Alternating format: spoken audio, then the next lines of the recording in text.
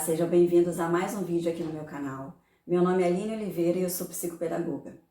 O tema da nossa conversa de hoje é o autismo, ou como usamos hoje em dia, transtorno do espectro autista, o TEA. Já que estamos na Semana da Conscientização Mundial do Autismo, eu resolvi fazer esse vídeo explicando um pouquinho a respeito do tema.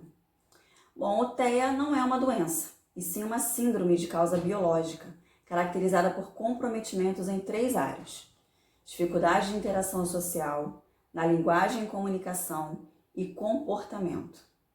Tem início no período onde há maior desenvolvimento do cérebro, que é até os 3 primeiros anos de idade. Porém, a síndrome pode ser diagnosticada em todos os grupos etários. O grau de comprometimento varia entre um quadro com funções cognitivas normais até quadros de extrema gravidade. Alguns estudos revelam aspectos importantes. Primeiro, a prevalência dos transtornos do espectro autista é de aproximadamente 4 vezes mais comum nos meninos do que nas meninas. O risco de ocorrência do TEA em irmãos é de aproximadamente 20%. Existem algumas condições neurológicas associadas, como por exemplo a deficiência intelectual e convulsões, sendo que as convulsões elas ocorrem com um risco maior em indivíduos com deficiência intelectual grave. Existem hipóteses de que essas condições neurológicas combinadas com grandes distúrbios cerebrais são devidos a uma combinação de fatores, entre eles a predisposição genética e fatores ambientais, como por exemplo exposição a altas concentrações tóxicas. Existem também combinações com fatores perinatais, como por exemplo a idade avançada dos pais. Portanto, causas adquiridas na gestação, no pré-natal ou pós-natal devem ser consideradas. E quais são os critérios para se diagnosticar o espectro autista? Bom, eu vou listar aqui alguns, inclusive por grupo etário, porém é importante ressaltar que são inúmeros e vale a pena uma leitura mais avançada sobre o tema.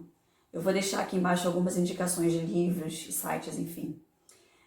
Bom, então, o primeiro ano de vida. O que eu acho válido destacar no primeiro ano de vida em relação, por exemplo, à interação social? O bebê, ele não sorri, ele não reconhece a voz da mãe, ele não mantém contato visual, fica muito tempo parado ou é extremamente inquieto, são os extremos. Há extremos também na forma do choro, ou ele chora muito ou quase não chora.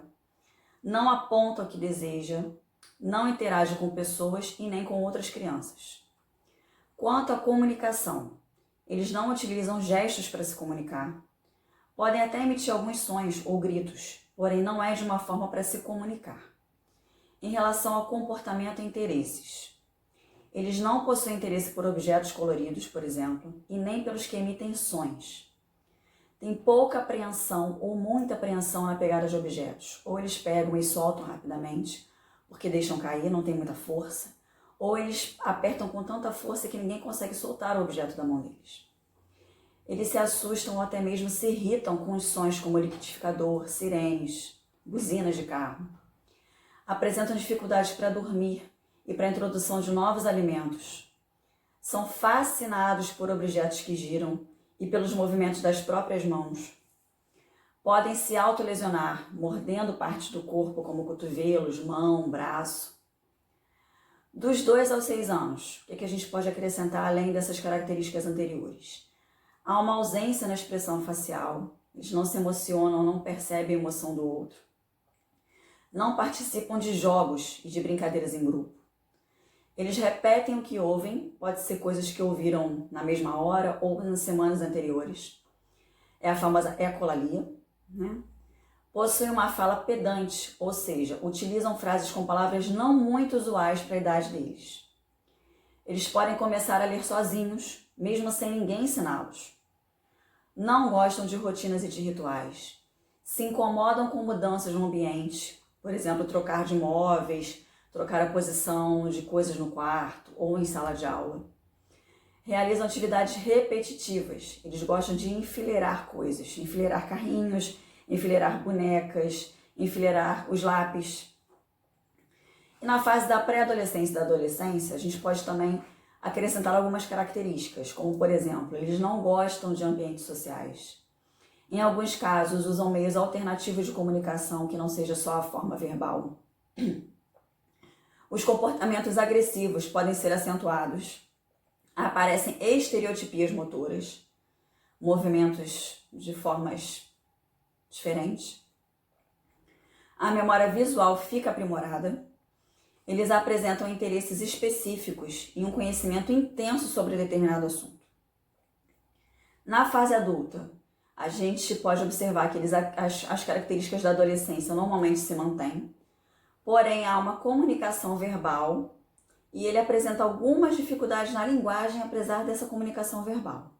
Podem aparecer também quadros depressivos e até mesmo esquizofrênicos. Se houver a possibilidade de uma atenção ocupacional ou terapêutica, isso sem dúvida nenhuma aumenta a adequação social e a qualidade de vida desse indivíduo.